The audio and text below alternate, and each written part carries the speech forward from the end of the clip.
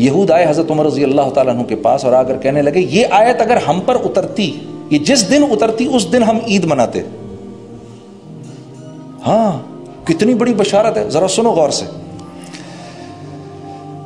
الیوم اکملت لکم دینکم، میرے بندو میرے نبی ان کو بتائیں آج ہم اپنا دین تم پر مکمل کر رہے ہیں۔ اپنا دین یعنی یہ دین اللہ کی طرف سے آیا ہے، رسول اللہ صلی اللہ علیہ وسلم کی طرف سے اس میں کچھ فارمولیشنز نہیں ہیں، بلکہ آپ کے بارے میں تو اللہ پاک فرما رہے ہیں میرا نبی تو وحی کے علاوہ کوئی بات ہی نہیں کرتا۔ تو دین اللہ کی طرف سے آیا اور اللہ پاک کیا فرما رہے ہیں آج مکمل کر دیا میں نے۔ وَأَتْمَمْتُ عَلَيْكُمْ نِعْمَتِي، یہ ہے وہ زبردست بات جس کا میں آپ کے سامنے ذکر کرنا چاہتا ہوں، اور ان کو بتا دیں، یہ خوشخبری بھی دے دیں کہ میں نے اپنی جتنی بھی نعمتیں، نعمت کس کو کہتے ہیں؟ ہر وہ چیز جس کی میں اور آپ دل میں تمنا رکھتے ہیں۔ نعمت کس چیز کو کہتے ہیں؟ ہر وہ چیز جس کی میں اور آپ دل میں تمنا رکھتے ہیں اس کو نعمت کہتے ہیں۔ تو اللہ پاک فرما رہے ہیں وَأَتْمَمْتُ عَلَيْكُمْ نِعْمَتِي، ان کو بولے میں نے ساری کی ساری نعمتیں آج ان پر تمام کر دیں۔ او ہو، لیکن وَرَضِيتُ لَكُمُ الْإِسْلَامَ دِينًا، ان سے یہ کہیے کہ میرے پاس آپ کی زندگی کے سوا اور کوئی زندگی لے کر نہ آئے، بس میری رضا تو اس زندگی میں ہے جو زندگی آپ کی زندگی ہے، بس مجھے تو اسلام چاہیے، ان سے کوئی اور مینڈیٹ نہیں چاہیے مجھے، ان سے کوئی اور ایجنڈا نہیں چاہیے مجھے، ان سے آج دین مکمل ہو گیا میرے نبی۔ اور میں جتنی نعمتیں ہیں، اب نعمتیں کیا ہیں بھئی؟ ہم میں سے ہر ایک چاہتا ہے ہماری عزت ہو، ہم میں سے ہر ایک چاہتا ہے لوگ ہم سے محبت کریں، ہم میں سے ہر ایک چاہتا ہے ہماری اولاد ہماری فرما بردار ہو، ہم میں سے ہر ایک چاہتا ہے ہماری شوہر چاہتا ہے میری بیوی مجھ سے وفا کرنے والی ہو۔ وفا کا کیا مطلب؟ نیک ہو، نمازی ہو، روزہ دار ہو، قرآن پڑھنے والی ہو، بچوں کی صحیح تربیت کرنے والی ہو، شوہر کے مال کو صحیح خرچ کرنے والی ہو، اپنی عصمت کی حفاظت کرنے والی ہو۔ یہ ہر مرد کی اندر کی خواہش ہے میرے دوستو، چاہے وہ مسلمان ہے یا غیر مسلم ہے۔ ہر عورت کی یہ خواہش ہے شوہر مجھ سے محبت کرنے والا ہو، مجھ سے پیار کرنے والا ہو، صرف مجھ سے پیار کرنے والا ہو۔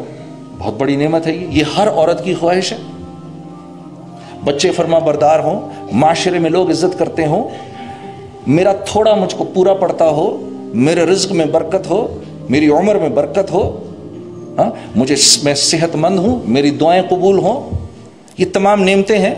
میں جس علاقے میں رہتا ہوں وہاں لوگ امن، چین، اطمینان اور سکون کے ساتھ زندگی گزاریں۔ ہمارا حاکم ہمارے بڑوں کی عزت کرنے والا ہو، ہمارے بچوں کی عزت کرنے والا ہو، ہمارے بچوں پر شفقت کرنے والا ہو، مسلمانوں کے جان مال جو ہیں وہ دوسرے مسلمانوں کے ہاتھوں سے محفوظ رہیں، اور جو رعایا ہے وہ اپنے حاکم کی بات کو منوعاً ماننے والی ہو۔ یہ وہ تمام نعمتیں ہیں جن کی ہم خواہش رکھتے ہیں۔ اللہ پاک فرما رہے ہیں میرے نبی ان سے کہیے اتنا ایمان ضرور بنا لیں کہ میرے حکموں پر چلیں، میں ان سے وعدہ کر رہا ہوں یہ تمام نعمتیں ان کو دے دوں گا۔ تو سوچو کہ کیا آپ صلی اللہ علیہ وسلم کی ذات گرامی تھی کہ جس کی نظر ایک مرتبہ ایمان کی حالت میں اللہ کے نبی کے چہرے پر پڑ جائے، جس کی نظر ایمان کی حالت میں ایک مرتبہ رسول اللہ صلی اللہ علیہ وسلم کے چہرے پر پڑ جائے میرے دوستو،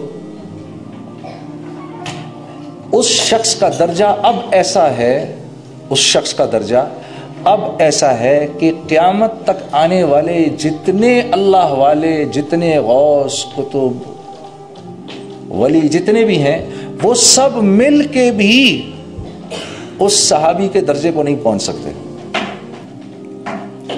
یہ میں آپ کے سامنے ان کی بات کر رہا ہوں، آپ سمجھے میں نے کیا کہا؟ کسی کی بات کو ایسے مان لینا، اس کی ذات کو سامنے رکھتے ہوئے اس کی بات کو ایسے مان لینا۔ تو میں کس کی بات ماننے کو آپ کو کہہ رہا ہوں؟ جن کے چہرے کو ایمان کی حالت میں اگر کوئی دیکھ لے تو اس کا درجہ اللہ پاک کے یہاں ایسا ہے کہ کائنات میں جتنے کتب غوث اور ولی آئیں وہ اس کے درجے کی برابری نہیں کر سکتے۔ کسی نے حضرت حسن بصری سے پوچھا آپ افضل ہیں یا حضرت امیر معاویہ افضل ہیں؟ تو چیخ نکل گئی حضرت حسن بصری کی. آپ نے فرمایا، اور تابعین میں رئیس التابعین کہتے ہیں ان کو. حضرت حسن بصری کو کیا کہتے ہیں؟ رئیس التابعین. تابعین میں سب سے بڑے تابعی تھے یہ. ہاں، حضرت علی کرم اللہ وجہہ کی صحبت ملی ان کو. تو کیا فرماتے ہیں؟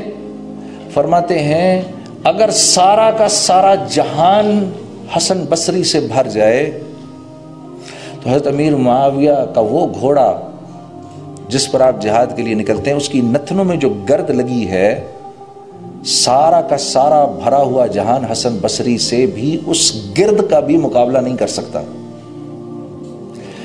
یہ ہے وہ درجہ اس انسان کا جس نے ایمان کی حالت میں رسول اللہ صلی اللہ علیہ وسلم کے چہرہ مبارک کی زیارت کر لی. تو سوچو جب اس زبان سے جب اس نبی آخر الزمان کی مبارک زمان سے جو بات نکلتی ہوگی، ذرا سوچو اللہ کے ہاں اس کی کتنی قیمت ہوگی، کتنی قیمت ہوگی اس کی اللہ کے ہاں.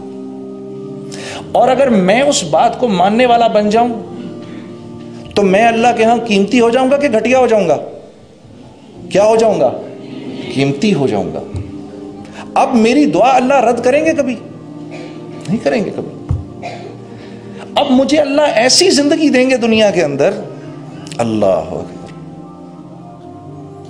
اب مجھے اللہ اس دنیا میں ایسی زندگی دیں گے میرے دوستو جس زندگی کی ہم میں سے ایک ایک تمنا رکھتا ہے. ہاں دیکھو نا، دیکھو میں آپ دلیل سے بات کر رہا ہوں، میں ایسے نہیں بات کر رہا آپ لوگوں سے. جب آپ حجۃ الوداع سے واپس ہوئے تو قرآن کی کون سی آیت اتری؟ الیوم اکملت لکم دینکم واتممت علیکم نعمتی ورضیت لکم الاسلام دینا. یہ وہ مایا ہے جو انسان کو اللہ کے حکموں پر کھڑا کرتی ہے، نبی کے طریقوں پر. یہ وہ ایمان ہے جو انسان کو لے کر آتا ہے، نالج نہیں لاتی. نا نا نا نا، نالج تو آپ ویسٹ کے اندر چلے جائیں، نان مسلمز جو ہیں اس وقت ایسے سے بخاری پڑھا رہے ہیں، ایسے سے مسلم پڑھا رہے ہیں، قرآن کی ایسی تفاسیر کر رہے ہیں. نالج کے آ جانے سے کیا ہوتا ہے؟ نالج کے آ جانے سے اس عمل کی رغبت بڑھ جاتی ہے، شوق بڑھ جاتا ہے. رغبت بڑھتی ہے، شوق بڑھتا ہے. اب دل کرتا ہے اچھا مجھے نماز ایسے پڑھنی ہے، اب میں ایسے پڑھوں گا، دیکھنا جا کر. لیکن پہلے تو نماز پڑھنے کا شوق ضروری ہے نا. پہلے تو زمین پر ہل چلا کے اس کو نرم کرنا ضروری ہے. اگر اس کو نرم نہیں کرو گے اور بیج اوپر ڈال دو گے تو وہ تو بیج تو اندر جائے گا ہی نہیں. وہ چڑیاں آئیں گی، وہ بیج کھا کے لے جائیں گی اپنے ساتھ. جب ایک دفعہ یہ دل کی زمین نرم ہوگی، اب اس میں جو بیج ڈالو گے میرے دوستو وہ اندر جا کر اپنا منہ موڑے گا اور زمین کا سینہ پھاڑ کے باہر نکل آئے گا. ہاں، پھر ایک کومپل بنے گا. اس کومپل کی حفاظت کا وعدہ اللہ نے کیا ہے. اس کومپل کی حفاظت کا وعدہ اللہ سے ہے. جو ایمان بنانے کی محنت کرے گا، اب وہ جو اعمال کرے گا اور ان اعمال سے وہ اللہ سے جو کچھ لینا چاہتا ہے وہ دینے کا وعدہ اس سے اللہ نے کیا ہے، وہ ملے گا. اس بات پر اللہ کی قسم اٹھائی جا سکتی ہے. اگر ہم نے 10% بھی کر لیا جو صحابہ کرتے تھے، 10%، اگر ہم نے 10% محنت بھی کر لی جو صحابہ نے کی، تو ہمیں جو اس کا اجر ملے گا وہ صحابہ سے 50 گنا زیادہ ملے گا. کیونکہ ہم کمزور ہیں. 1400 سال ہو گئے ہمارے نبی صلی اللہ علیہ وسلم کو اس دنیا سے پردہ فرمائے ہوئے.